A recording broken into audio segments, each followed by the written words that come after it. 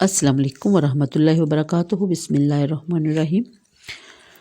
شروع کرنے سے پہلے میں معذرت چاہتی ہوں کہ اتنے دن میں ویڈیو نہیں بنا سکی، جس کی وجہ یہ تھی کہ میری طبیعت کچھ ٹھیک نہیں تھی۔ آج بھی کچھ خاص نہیں، لیکن میں نے سوچا کہ اپنے کام کی طرف بڑھنا چاہیے۔ تو پارہ نمبر 9 ہے، سورہ الاعراف کی آیت نمبر 204، یہ تقریباً آخری آتے ہیں، جس میں اللہ تعالیٰ نے اپنے ذکر کا حکم دیا ہے کہ وَاذْكُرْ رَبَّكَ فِي نَفْسِكَ تَضَرُّعًا وَخِیفَةً وَدُونَ الْجَهْرِ مِنَ الْقَوْلِ بِالْغُدُوِّ وَالْآصَالِ وَلَا تَکُن مِنَ الْغَافِلِینَ، اور اپنے رب کو اپنے دل میں یاد کرو، زاری اور ڈر سے اور بے آواز نکلے زبان سے صبح اور شام، یعنی شام، عصر اور مغرب کے درمیان کا وقت ہے۔ ان دونوں وقتوں میں ذکر افضل ہے، کیونکہ نماز فجر کے بعد طلوع آفتاب تک اور اسی طرح نماز عصر کے بعد غروب آفتاب تک نماز ممنوع ہے۔ اس لیے ان وقتوں میں ذکر مستحب ہوا تاکہ بندے کے تمام اوقات قربت و طاعت میں مشغول رہیں۔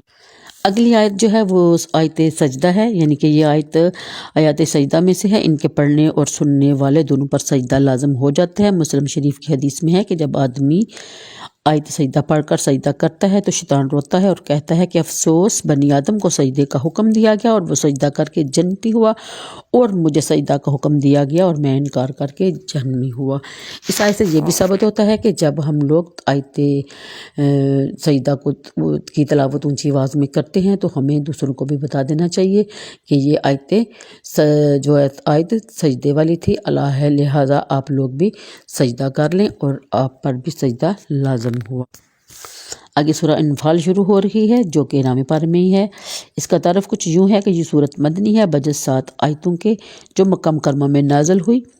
اس یمکروا بک الذین سے شروع ہوتی ہیں، اور اس میں 75 آیتیں اور 1075 کلمے اور 5080 حروف ہیں۔ شان نزول حضرت عبادہ بن صامت رضی اللہ تعالیٰ عنہ سے مروی ہے کہ انہوں نے فرمایا کہ یہ آیت ہم اہل بدر کے حق میں نازل ہوئی، جب غنیمت کے معاملہ میں ہمارے درمیان اختلاف پیدا ہوا اور مدمزگی کی نوبت آ گئی، تو اللہ تعالیٰ نے معاملہ ہمارے ہاتھ سے نکال کر اپنے پیارے رسول صلی اللہ علیہ وسلم کے سپرد کر دیا اور اپنے وہ مال برابر تقسیم فرما دیا۔ اگلی آیتوں میں اس کے مختصر واقعہ یہ ہے کہ ابو سفیان کے ملک شام سے ایک قافلے کے ساتھ آنے کی خبر پا کر سید عالم صلی اللہ علیہ وسلم اپنے صحاب کے ساتھ ان کے مقابلہ کے لیے روانہ ہوئے۔ مکہ مکرمہ سے ابو جہل قریش کا ایک لشکر گھراں لے کر قافلہ کی امداد کے لیے روانہ ہوا۔ ابو سفیان تو راستہ سے کترا کر اپنے قافلہ کے ساحل بحر کی راہ چل پڑے، اور ابو جہل سے اس کے رفیقوں نے کہا کہ قافلہ تو بچ گیا، اب مکہ مکرمہ واپس چلتے ہیں۔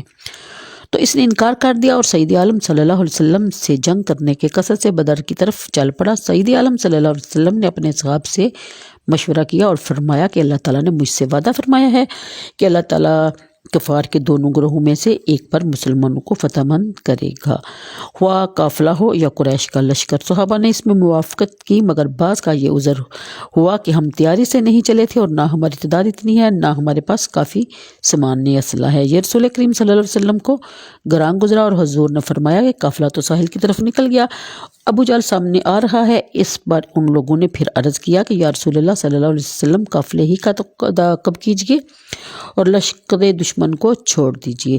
یہ بات ناگوار حاتر اقدس ہوئی تو حضرت صدیق اکبر اور حضرت عمر رضی اللہ تعالیٰ عنہما نے کھڑے ہو کر اپنے خلاص اور فرمانبرداری اور رضا جوئی اور جان نثاری کا اظہار کیا، اور بڑی قوت اور استحکام کے ساتھ عرض کی کہ وہ کسی طرح مرضی مبارک کے خلاف سستی کرنے والے نہیں ہیں۔